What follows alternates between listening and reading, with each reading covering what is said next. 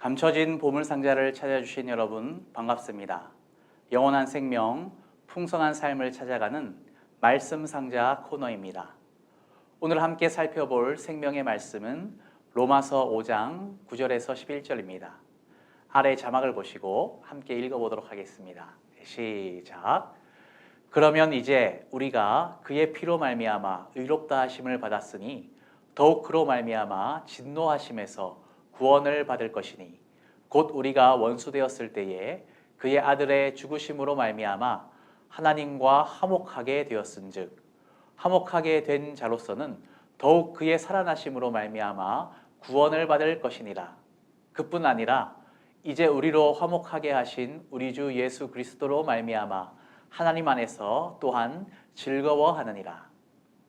그의 피, 예수님의 피를 말합니다. 이 피로 말미암아 의롭다 하심을 받는다고 이 말씀에서 이야기하고 있는데요. 그 근거는 모세가 기록한 레위기서에 나옵니다. 레위기 17장 11절에 보면 육체의 생명은 피에 있음이라. 내가 이 피를 너희에게 주어 제단에 뿌려 너희의 생명을 위하여 속죄하게 하였나니 생명이 피에 있으므로 피가 죄를 속하느니라. 즉 육체를 가지신 예수님의 생명이 피에 담겨 있었고, 복음서에 보면 십자가에서 피를 다 흘리신 후에 영혼이 떠나가셨다고 기록을 하고 있습니다.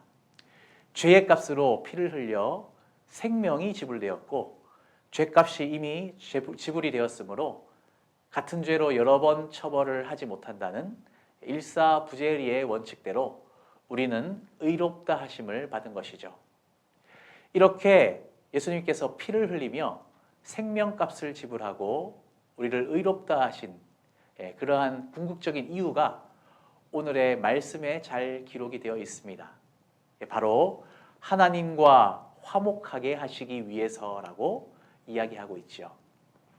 우리가 하나님으로부터 영원한 생명, 풍성한 삶을 선물로 받으려면 먼저 깨어진 관계가 회복되어야 합니다.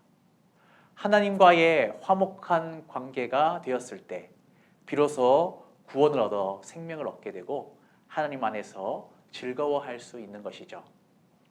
자, 여러분, 한 아이가 집안에서 뛰어놀던 중에 아버지가 무척이나 아끼는 값비싼 도자기를 깨뜨려 버렸다고 생각해 보겠습니다.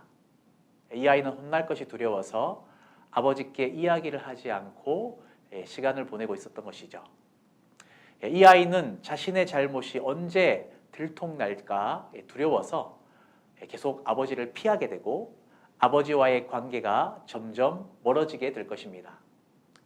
이전처럼 아버지와 자연스러운 대화를 하기 위해서는 어떻게 해야 될까요? 먼저 자신이 저지른 잘못을 아버지께 시인하고 용서를 구해야 하겠죠. 아니면 또 다른 방법이 있는데 이 아이를 측은하게 여긴 형이 있다고 생각해 보겠습니다.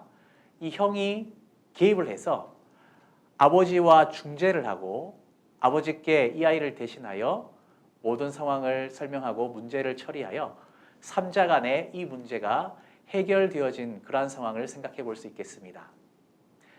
예수님은 우리를 대신하여서 아버지와 중재를 해주신 분이시죠. 성경에 보면 하나님께 드려진 제사에도 여러 가지 종류가 있는데 그 중에 하나님과의 화목을 위한 제사를 화목제라고 합니다. 성경에는 예수님이 이 화목제의 제물이 되셨음을 분명히 밝히고 있습니다. 그는 우리의 죄를 위한 화목 제물이니 우리만 위할 뿐이 아니요 온 세상의 죄를 위하심이라.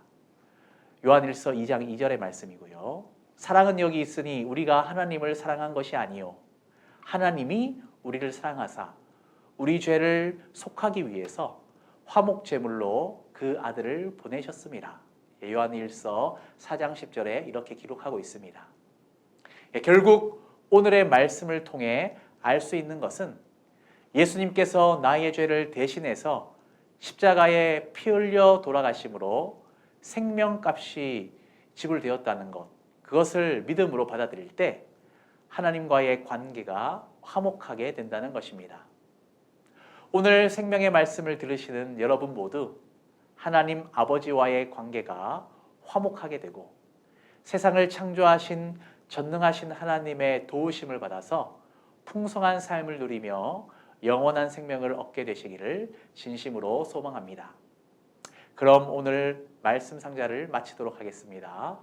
여러분의 영혼 건강을 위해 구독과 좋아요, 알람 설정을 꼭 눌러주세요. 감사합니다.